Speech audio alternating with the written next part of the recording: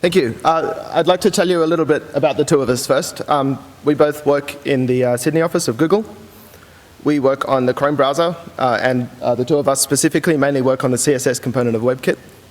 WebKit is the open source layout and rendering engine that both Chrome and Safari share. But we have some other engineers in Sydney, also on Chrome. They work on things like extensions and apps, Chrome features, and accessibility.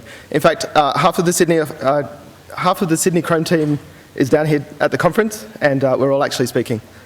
So I'd like to hand over to Mike to give the first part of the talk. Thanks, Shane. Hi, everyone. So as Shane said, we're from Google Sydney, working on the Chrome browser. And I'd also like to say that the Chrome team in Sydney is hiring. So if you are interested in coming to Google to work on a cool open source project, come and talk to us later on, or just apply directly. So, what are we going to do in this talk? So, what we want to present is essentially, we know that this is essentially going to be an argument about why native applications can and probably should be ported to the web. Now, we're not talking all native applications, of course. There are places where the web doesn't work so well. But what we want to look at is how easy is it to shift from developing native applications to web applications? And what are the drawbacks? What are the pros and cons? And what pieces are missing from the web if you're trying to develop if you're trying to take what was a native application and get it onto the web? And what does the web provide that native application development doesn't? So this talk is really aimed at people who haven't really done web application development before. So if you're a developer on a big website like MyBook or Faceplace, this talk probably isn't for you. So at the end of this talk, what you should be taking away is basically an understanding of the fundamental components of state-of-the-art web app development, and when it makes sense to consider writing a web app instead of a native application. And also some pointers and examples to the basic technologies that go towards making rich web applications. Now, as I said before, we both do work on Chrome, so we are both native application developers. So we're native application developers coming and talking to an audience composed primarily of native application developers about why you should develop your next app for the web, which will get our native application used more. And the irony of this is not lost on us. So when I'm talking about web applications, in this talk, I'm mainly concerned with the open web platform, and that does not imply cloud. So if at some point in this presentation I talk about cloud apps, just s/cloud app/web app in your head, and that's what I mean. So what I want to look at is some motivating examples of applications that were traditionally native apps that have successfully made the transition onto the web. So the first class of applications that I want to look at are ones that are primarily text-based, because the web does text pretty well. So let's look at email. So 20 years ago, email was primarily desktop or native. You would use Pine or Mutt, and you would download your mail off the POP server to your local machine. And if you didn't have access, whether physical or via SSH, to that machine, you couldn't read all your old emails. So yes, you could turn it to the POP server, but you couldn't get to the old ones, you couldn't search, you couldn't do anything. And about 15 years ago, and yes, it was that long ago, the first web-based email applications started appearing, and these are things like Hotmail, and then subsequently Yahoo Mail, and then Gmail. And what this has meant now is that you're not tied to a single machine anymore. You can read your email from any machine in the world that has a web browser on it. So this is one thing that web apps give you, is universal access to your data. The other thing is, when you go to that machine that happens to have a browser on it, you don't need to download anything extra. You don't need to ask your friend or the internet cafe, can I install Pine or Mutt on your machine? Or indeed, can I install SSH so that I can get back to my home machine? So the web gives you a no install delivery, and this really reduces the activation energy needed for someone to give your application a try. The next one I want to consider is still text-based, but word processing or desktop publishing. So with these, these sort of native applications started appearing, in the early 90s during the desktop publishing revolution. But what was common to them was that they were, again, tied to a single screen, single keyboard, single person editing a document. Now, what people really wanted to do was collaborate on writing documents. And so we'd copy them onto floppies and hand them around, or USB sticks or whatever. And when everyone started getting networks and email, we'd start emailing them around. And anyone who's tried to collaborate on a document via email that involves more than 2 people will know that it very quickly degenerates into an edit war. Like, you overwrite someone's changes and which version is the most recent. Now, on the web, approaching a word processing application from the perspective of a web application developer, the fact that you could have multiple screens and multiple keyboards interacting with the document is kind of part of the mindset that comes with it. And so this makes collaboration easier because you'll have designed it in from the get-go. You haven't taken a single user application and tried to bolt multi-user onto it. It just kind of comes as part of the package.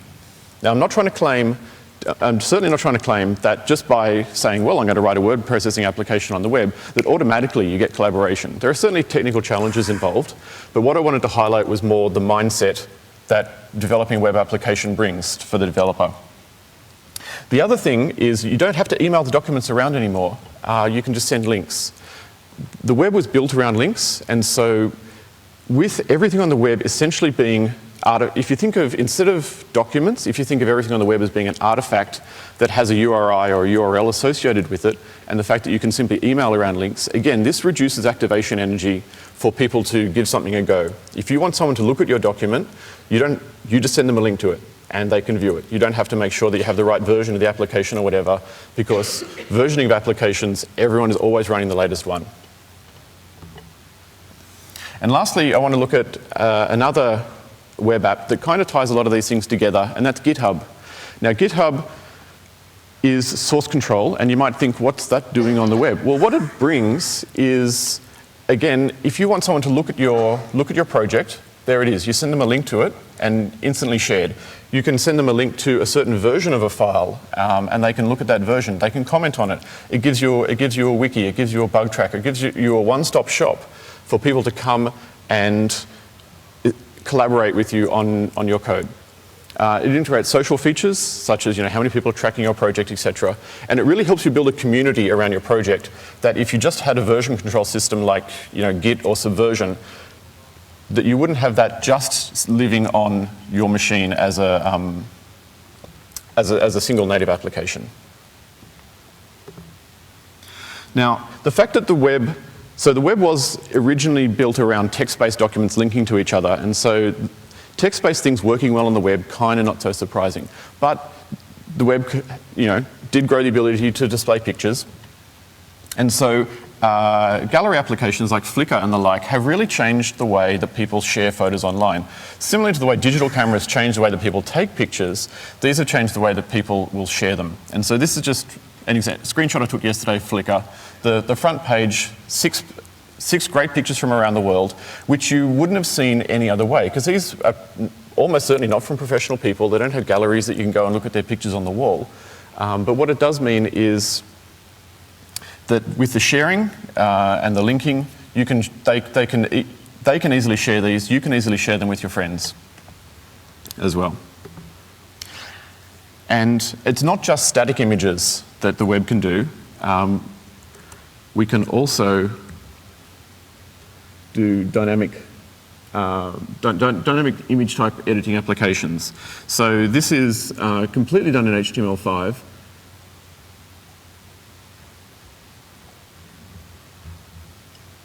And we can draw around on that. And that's all, again, all done in HTML5, all done on the web. So you can even think about doing applications such as image editing applications. Photoshop being, I guess, the gold native example in that space.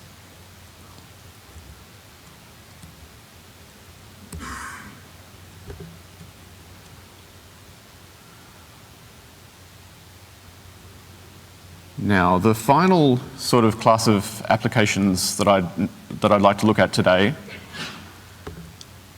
is games.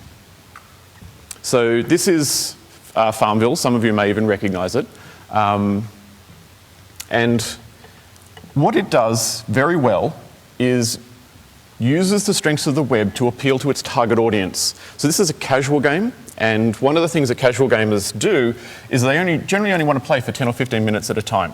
So by not having to install anything, they can just click a link, play the game. Again, lowered activation energy, no install. People like building farms just to share with their friends, and they can do that just by sending a link around. Now, you might not think this is a terribly exciting application, but it has been moderately successful for its developer. Now, looking at a slightly more challenging, I guess, from a development perspective, is a game like Angry Birds. So there is a HTML5 version of Angry Birds online, and in the interest of strict scientific accuracy, I think when they launched, they did actually require Flash for the audio component, but there's specification work going on to fix that up. But Angry Birds does run at a solid 60 frames per second in the browser, and so there's physics engines going on and everything. So this is more complicated from a development point of view than something like Farmville, and to be honest, this kind of represents at the moment the state of the art in web app in games on the web in terms of speed, like I said, locked to 60 frames a second, interactivity. So in the case of games, something like Modern Warfare 3, probably not going to happen in the browser anytime soon. And that's not just from a technology perspective, but also if you think about the target audience for something like Modern Warfare 3, they tend to be hardcore gamers who will have custom hardware, are happy to download gigabytes of data onto their machine, are happy to fiddle with drivers and tweak to get the very best settings. And the developers of these games are happy to essentially happy to work with their target audience to deliver what they want, which is essentially the best, most immersive experience that they can have. So I think that AAA titles like this is probably an example of something that is not great for doing in the web browser, because you have to understand your target audience. So I'd just like to quickly run through some of the benefits we've talked about. So there's universal access to your data, so like your email available on any machine on the planet. There's also the no install. So on the web, you have a delivery mechanism, and it always delivers you the most recent version of your application. So this is something we're trying to solve in Chrome. We're trying to get over the what version of the web browser do you have. You always have the latest version. And the same is true on the web. Like, what version of Gmail do you use? Does anyone even know that Gmail has a version number? It doesn't matter. You're always using the latest version. Collaboration is kind of built into web apps and the mindset of a web application developer. And as is sharing. So the web was built around links to documents, and the web developers have kind of extended this into building applications and links into their applications, links to photos, etc., which just makes sharing easy. Browsers lay things out. This is kind of what they do, and they're pretty good at it. And so if you want to lay out text-based stuff, as you've seen, laying out text and text-based applications tends to work pretty well.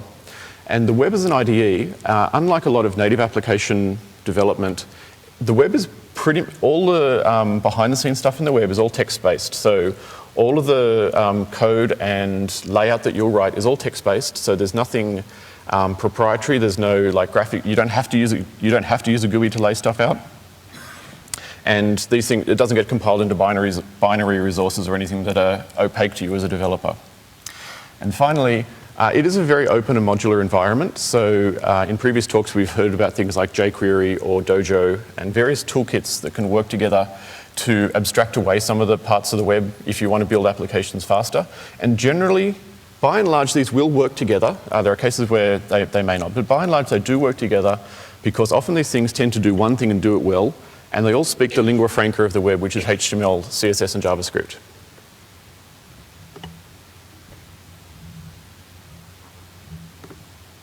Now, some drawbacks, of course. Now, the layout for web apps can be more involved than for desktop apps if you're trying to do widget type things. So often desktop apps will come with a widget set which you can drag and drop and place, whereas on the web it tends to deal with more fundamental components like divs, or which are just boxes. And some of the layout you as a developer may have to do, or you can use a toolkit which will help you do that for you. Now, distributed code can make debugging difficult, and by distributed, I mean when you're developing a web app, this often enforces the separation between client and server. Now, if you've been developing desktop apps with the MVC type paradigm, that corresponds kind of to the model and the view, but often on your desktop they're running on the same machine, whereas this enforces the separation, and sometimes when you find a bug, it's unclear whether it's on the server or on your client. And any web devs who have been sitting in this room have been waiting for this one to crop up, which is cross-browser compatibility. Getting your apps to look precisely the same in all the browsers has been traditionally, and I'll be kind, a bit of a challenge. But for one of the first times in history, we do have the major browser vendors actually believing in open standards. And just early this week, we had a browser mini-conf where there were Chrome people and Mozilla people in the same room, all talking about how we can make our browsers and the web better. And I'm going to mention security here. Now, you may think, but security is always good. Of course, it must be a benefit. I'm mentioning it here as a drawback because the web as a sandbox does restrict the sort of applications you can develop. For example, you can't just go writing across a user's file system.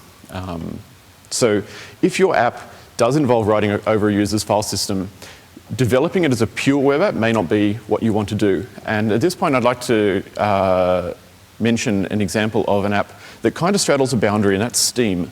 Steam actually embeds WebKit for all of its layout. So by and large, for layout purposes, it is a web application, but it runs in, they've embedded WebKit inside a native shell, and I'm pretty sure, I don't know exactly why because I haven't talked to the Valve guys, but I'm pretty sure that's because they want to write to your file system to download the games and stuff. So Steam is kind of an example of where the developer is taking advantages of web apps in terms of the power of the layout that it gives you and downloading the latest version and stuff, but they've had to wrap it in their own shell because they need things like native access to your file system. So with that, I'd like to hand over to Shane now, where he's going to be giving you some pointers to some basic technologies and how to go about developing your first web app. Thanks, Mike. So I will be doing those things, but first I just want to quickly address a couple of myths about web application development. The first myth is that designing web applications is hard. This isn't strictly true. It's not harder to design web applications, it's just different. And I think there's a host of differences between building native applications and building web applications, but there's two major differences that I think you need to keep in mind. The first is that there's a data boundary and a latency boundary between the server and the client. And you're pretty much free to break your application up into client and server components any way you want. But you do want to ensure that when you do that, you choose a split that minimizes the impact of the data transfer and the impact of the latency. The second major difference is that when you're building your user interface, you are constrained to use web technology. We'll talk about some of the specific pieces of web technology that you can use to build user interfaces in just a minute. But something that I want to make really clear up front is that they are very, very different to the kinds of things you use on the desktop to build applications. It's quite a different model, and you need to think about things in a different way. Of course, there is a piece of technology called Canvas, which is basically a way of having a bitmap that you can procedurally draw to inside your web application. And you could take Canvas and just plot pixels and port across GTK and start using a widget library and do everything just like you did on the desktop. If you do this, you're at a distinct disadvantage. You don't get most of the benefits of being on the web. But like Bruce said in his keynote yesterday, you're probably not the only nut job out there that thinks this. You just need to find the other 49 of them and go to town, if that's the way you want to go. The second myth is that you can't do Unix-style applications on the web. And I want to let you in on a little secret here. Google.com is really a command-line application. It just happens to live behind a browser window. So the browser is essentially a command shell. You type commands in, and they get sent away for processing, and the results come back and are displayed. So you type your search query into Google. It gets sent off to a small application which is designed to do exactly one thing, which is look up a vast database of web pages. It comes back with a set of results and sends them back to the browser, and the browser prints them out for you. And in fact, if you think about the Unix philosophy of small applications that do things well, which you can connect using stuff like pipes, to provide more complex behaviors. This is basically, we have this on the web, it's called mashups. And the idea of a mashup is to take a bunch of existing web services and modify them or mix them together to produce something new and more powerful. And in fact, we saw anyone who went to the Tux in Space talk yesterday would have seen a really great example of a mashup. Here we have Google Maps being mashed up with a custom data source that provides real-time telemetrics about where the balloon was and where the tracking car was. So Maps is quite good at displaying map data. The custom telemetry is hooked up to all of the backends that it needs to be able to provide information about location in real time. And together you have this really great visualization app that actually shows you quite useful data for a specific purpose. Okay. How many people here have actually never written any content for the web before? Excellent. We don't need to do the next bit. I'll just really quickly, I was going to give you a demo here, but I don't think it's necessary. Really quickly, HTML describes the content, CSS styles that content, JavaScript gives you the dynamic behavior, and the DOM provides programmatic access, ties the three together, allows you to modify aspects of your user interface at runtime from JavaScript.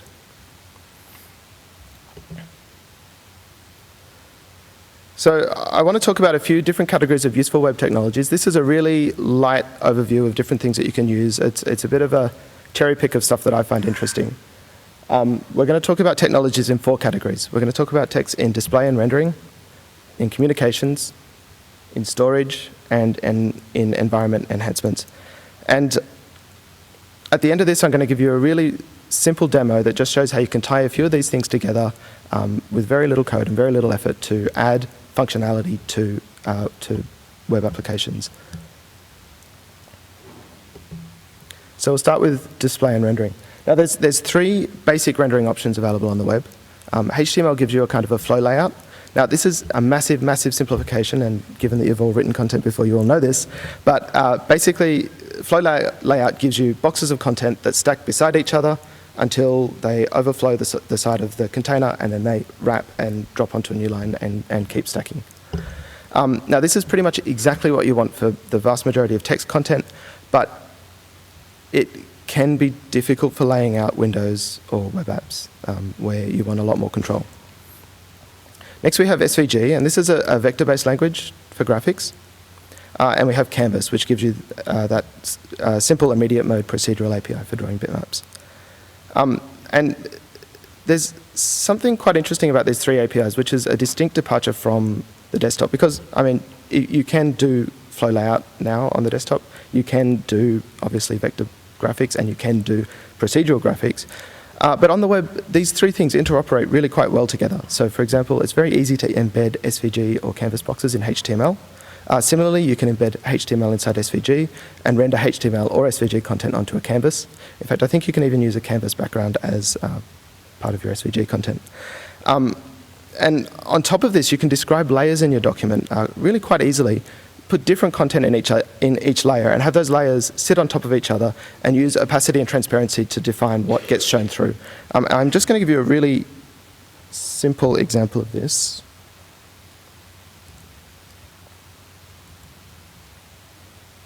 Any minute now.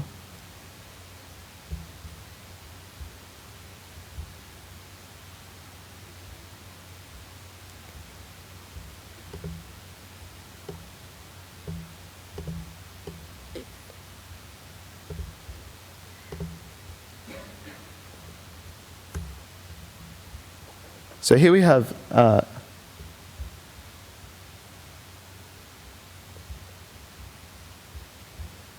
really should have brought a pointer to this, shouldn't I? Here we have some divs. So this is some traditional standard HTML content.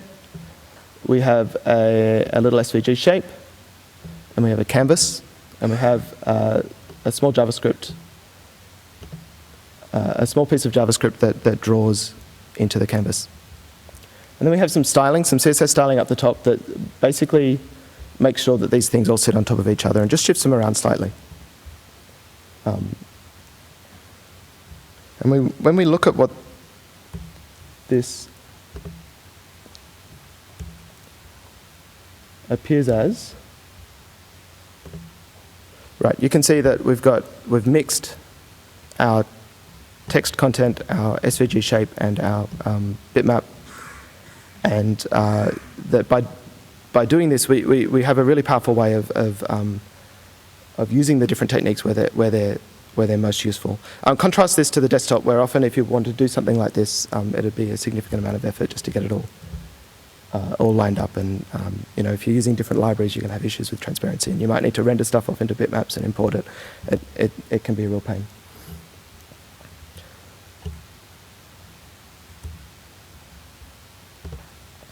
So on top of these three basic options, you also have some more experimental things appearing. First of all, we have WebGL.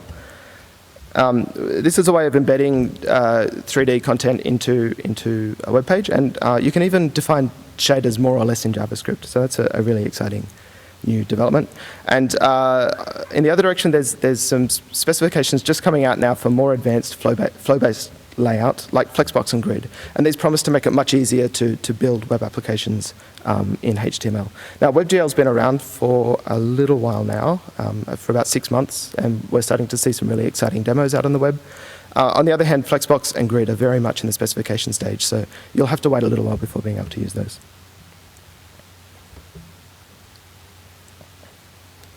Okay, next we have the area of communications. And starting at the top, we have stated HTTP requests. This is what the web was built on. This is the basic idea of a user visits a web page by typing a URL into the bar or clicking on a link.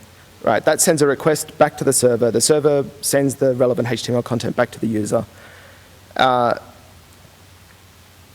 And originally this was it. This was all you could use. If you wanted to update your page with new data from the server, either you had to entice the page user to click on a link, or you had to use JavaScript to refresh the page manually. Now, I don't know if anybody remembers the very first versions of Hotmail. This is exactly how they worked. You clicked on an email heading to view the contents of the email, and that would reload the entire page, right? And the new email would appear, and then you'd get the sidebar and the menus and everything. And it was often slow and painful, but that was just the only way that you could do things. And in fact, it was Microsoft who delivered the first innovation in this area with a little guy called XML HTTP Request Objects, or XHR. And the idea here is that from JavaScript, you can request additional content can be sent to an already loaded website. So with the email example, when the user clicks on the email heading, that fires off some JavaScript, which creates an XHR that pulls just the email contents from the server, and then that content gets dynamically inserted into the DOM without reloading the rest of the page. Now, Microsoft mainly used this for enterprise offerings, and as it turns out, it was actually Google that popularized this approach in consumer web apps. And the technique eventually came to be known as Ajax, but it's pretty much how all of these things work now. And the next major step is still in progress. It's known as WebSockets. And the really nice thing about these guys is that web servers can actually push content into a web page without there being a request from the page at all. So you've got a genuine bidirectional pipe for communication. Now, WebSockets are still pretty experimental, but Firefox and Chrome do both support them. And the IE10 developer preview does as well. And in addition to that, there's a few libraries like Browser Channel that can emulate a bidirectional channel for you, although it's very slow. It uses techniques like polling to detect changes from the server. And finally, there's an increasing number of libraries that are appearing that build on the functionality that stuff like WebSockets or browser channels provide to deliver advanced functionality to the browser. Now, I've included Fay here as an example, because I'm going to use it in a demo later, and I really like it. What Fay basically gives you is peer-to-peer messaging between browser windows, where you've got two users who are both viewing the same or page content on the same host. Fay gives you a really nice, simple way of doing peer-to-peer communication in JavaScript between those two users. And actually, Fay is a really great example of a very open modular library of the sort that Mike was talking about before. It works with pretty much any other library in the browser. And there's multiple implementations of the backend component, so you can add Fay functionality to your favorite web server, whichever it may be.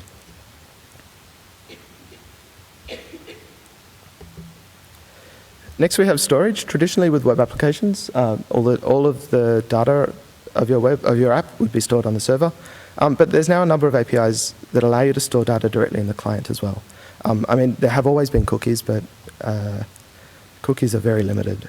We now have session storage for storing data relevant just to the current window, and local storage, which is data relevant to a host, but that persists beyond individual sessions.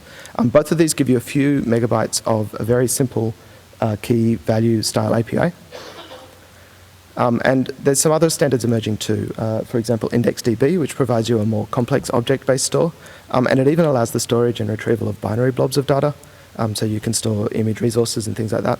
And AppCache, which provides a mechanism for caching all of the source and resources of a web app locally, so that after a user has been to your application for the first time, they don't have to then go and download all of the code every other time that they visit your site. These are very new, and they're just starting to appear in browsers. Finally, there's a significant amount of effort that has been put into enhancing the environment of the web itself. For example, jQuery has been discussed before. It's a JavaScript library that gives you a bunch of different utility functions, and it also gives you some much more powerful ways of accessing and modifying the DOM. CoffeeScript is a really lightweight compiler that gives you a language which is like JavaScript, but it doesn't have many of JavaScript's wrinkles. And native client Knuckle provides a way to safely run compiled binary code in your website if, for example, you absolutely need that last few percent points of performance, or you have legacy code that you really want to use inside your application, but you don't want to port it to JavaScript, or even not code that isn't legacy but is quite complex and that you just don't want to go through the effort of turning it into JavaScript to use it. For example, crypto stuff. So this is, a really, really small set of libraries and a small set of examples. It's a very lightweight survey of some of the things that are available. If you want to do a deep dive and see many of the other options that are out there for you, there's a really great resource called HTML5 Rocks. This website gives you presentations, gives you code samples, it gives you tutorials, and it talks about a lot of the really exciting new technologies that are becoming available on the web platform. And the nice thing about this site is that all of the code samples are open source, ready for you to grab and start using and modifying at will. Okay, so I'm going to, as promised, give you a small demo now. What I want to show you is just how easy it is to take an existing web application and add, a social feature to that. So I'm not starting with an existing web application, I'm starting from scratch. But I want to show you just how little code is required to provide, in this case, chat functionality. So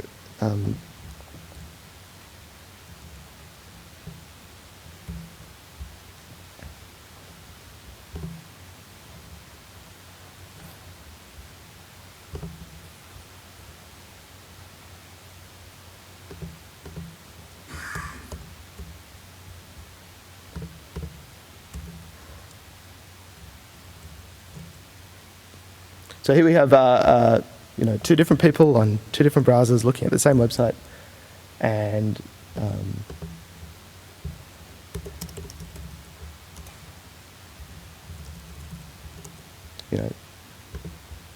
they can chat.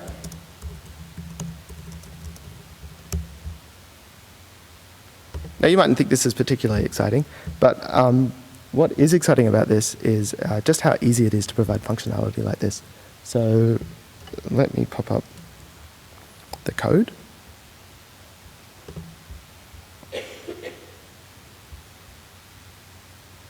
This is the client side. This is the HTML that gets downloaded into the client. You can see there's tiny bit of HTML that just sets up a few areas. A little bit of style to make it look, more than just terrible. And a little bit of script to provide the functionality. And all this script does is, we can see some use of jQuery here. One of the Features that jQuery gives you is an ability to use CSS selectors to grab a list of content that matches a particular selector from your web page, and then apply changes across that list using very simple function calls. I'm not actually using it to apply things to a list because I've only got one of each case here, but that's one of the things that you get. So we find the input box, which is where you type your chat messages, and we register a key press handler for that when called checks for carriage return. If it sees one, grabs the message, grabs the username, and publishes to a Fey client that message and username. And the Fey client is set up here. I mean, it's not very difficult to do. And we've also subscribed messages from the Fey client to update the results panel with new content. So it's really that simple. I mean, that's all that's involved in providing something like chat on the web today. And the server is likewise incredibly simple. This happens to be a Node server. All we've done is we've created a server process to serve the HTML page. We've created a Fey node adapter, which is the backend that the clients talk to. We've associated the application and the node the backend to each other, and then we listen for incoming requests. And that's literally all there is to it.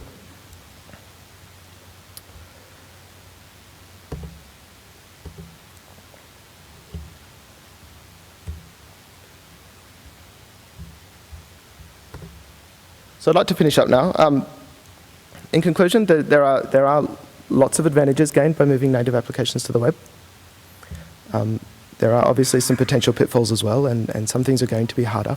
But we believe that for a large class of applications, the difficulties are outweighed by the advantages if you do choose to go this route.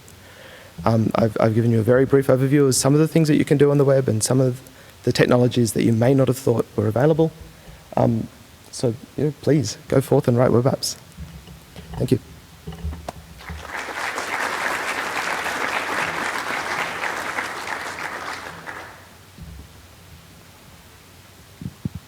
Okay, who has any questions? All right. So a couple of quick questions. Sorry. First off, in terms of licensing of web apps, do you have any recommendations? And secondly, is Pinnacle stalled or is it still going strong? So for the first one, in terms of the licensing web apps, do you mean like what license you should put on your HTML source code? Or I guess that's entirely up to you. I don't know. I don't have a good recommendation, to be honest. I mean, just to clarify then. Yep. If you're wanting to make sure that for example, that your application stays free and open source software, is there one criticism made of moving applications to the web is that it's harder for license control to take place, and it's a lot easier for someone to just nick your code or just think because it's on the internet they can do whatever they like with your code. Obviously, you can't do anything about that, but are there any proactive steps that can be taken to ensure that code stays open and free? There's a bunch of non-web application native apps, with their source code available on GitHub and other providers because it's just so convenient to do that these days, right? It is true that all of the text of your web application is available to people who are using the application, but it's also true that in the vast majority of free and open source software, that's going to be the case anyway, because even if you're not using GitHub or SourceForge or one of these various providers, you're going to have to provide your source on request. That's the very definition of open source. So I don't really see any difference here. And I'm not a lawyer, but from what I understand, is if you were to put your license at the top of every file that gets transmitted, even if that file has been obfuscated or whatever, if you have the license up the top, then that compels people to obey that. And if they choose not to, I don't know what we can do about that. Well, it's also copyrighted by default with all rights reserved until your license says otherwise. So infringing happens, whether someone can read the license or not.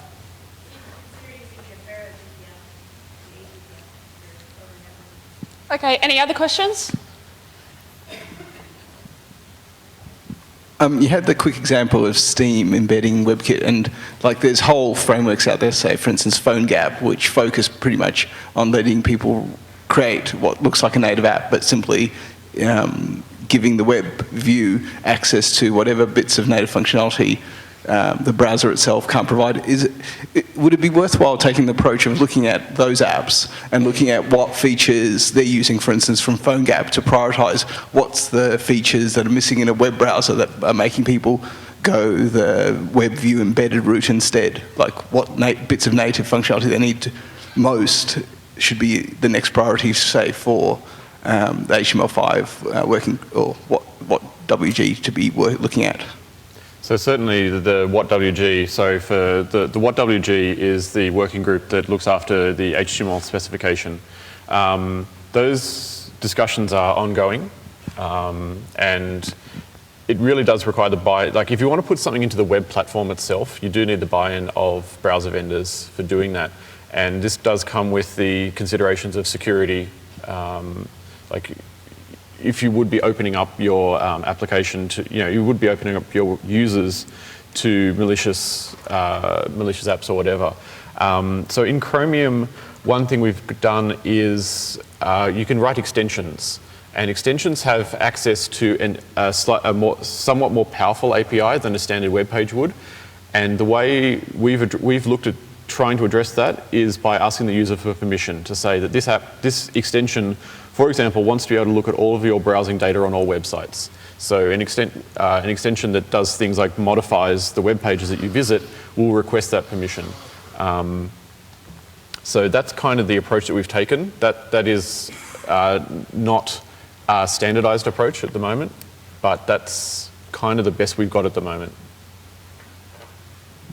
Okay, any more?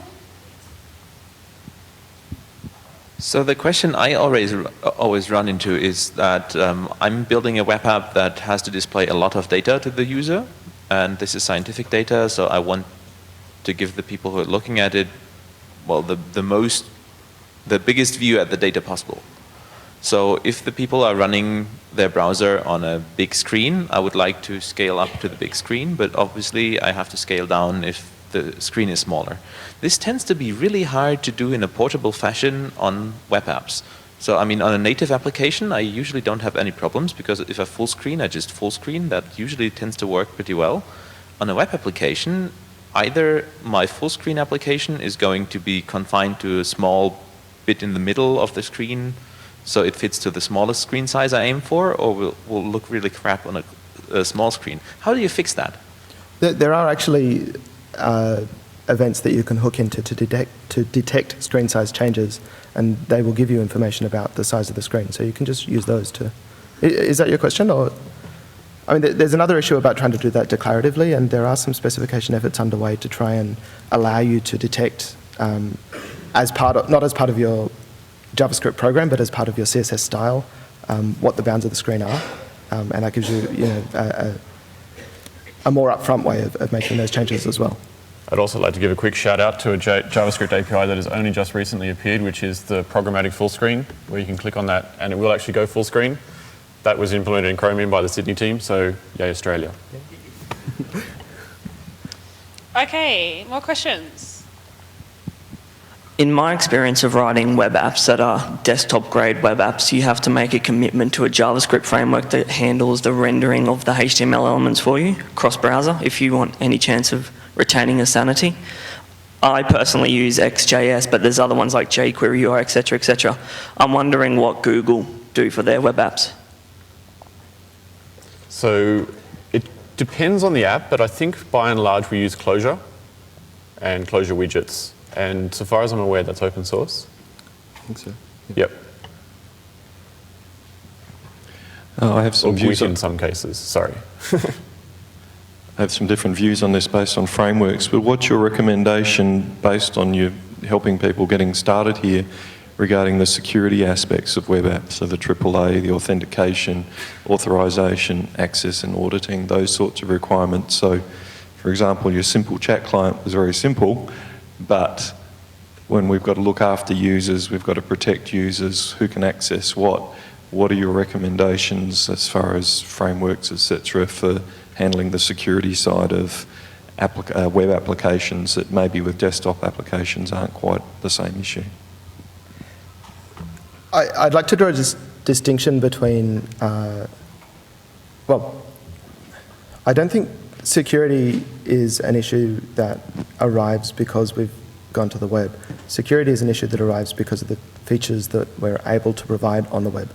So, for example, you don't need to worry about security if you're offering static web pages with no personal content, but once you start to provide user logins and chat functionality and social features, then it becomes really, really important. So if you were to try and build these kind of features into native applications, you'd have exactly the same issues. That doesn't answer your question. I don't have any specific recommendations that I want to give you for security, but it is a really hard problem, and it's definitely one that you need to think about very carefully. I'm sorry, I can't give you anything better than that. For handling user identity, though, there was a talk at the Browser MiniConf earlier this week on Browser ID, which is an anonymous way of, a way for users to prove that they own a particular email address so that they can log into a website, but doing so in an anonymous fashion. So Browser ID is something to look for the user account management side of things. Okay, can we have some questions over this side of the room? Anybody?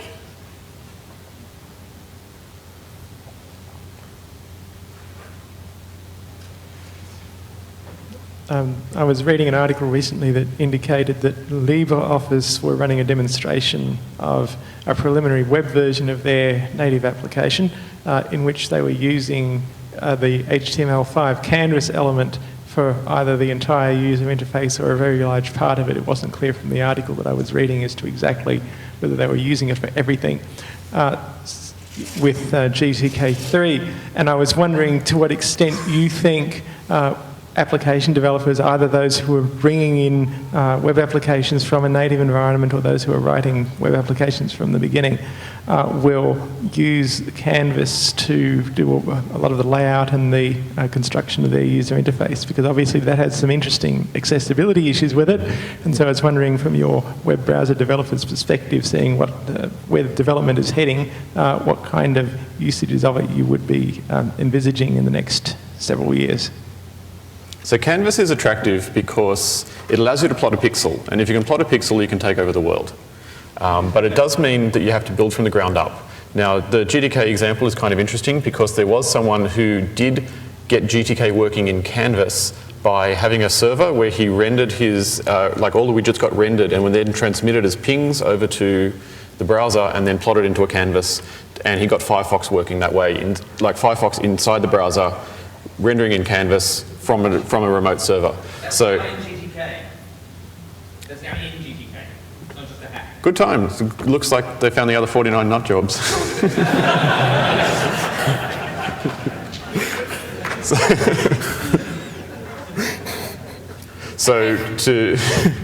From the perspective, like I said, that is attractive because it makes, if you're coming from a native environment, it makes the browser look a lot more like your native environment. But essentially, what you're doing is you're definitely taking advantage of the no install part of that the web gives you, but you're not really getting. You're missing out on a lot of the features, like the one that Jason pointed out is accessibility. You are essentially locking out all of the accessibility features that the browser gives you, meaning that there's a community of users that will not be able to use your application unless you do everything yourself from scratch. And if you're an everything from scratch person, and you have the resources to make that work, and that works for you, then by all means, you can develop your apps that way. There's nothing stopping you. There's a bunch of different things that you're going to miss out on. Deep linking is going to become more difficult. You're, by default, making your application completely opaque to any kind of crawler so that you won't be indexed by search engines. Maybe that's not a problem for you. You are not able to take advantage of any of the text-based layout that the web gives you, and that stuff is really useful if you are doing text-based layout. It's just, the list goes on and on. There are so many things. If you go and try and use a canvas to implement your UI, there's so many things that you're going to miss out on. Oh, good. I'm afraid that's all we have time for today. So if everyone could give these two fantastic presenters a hand.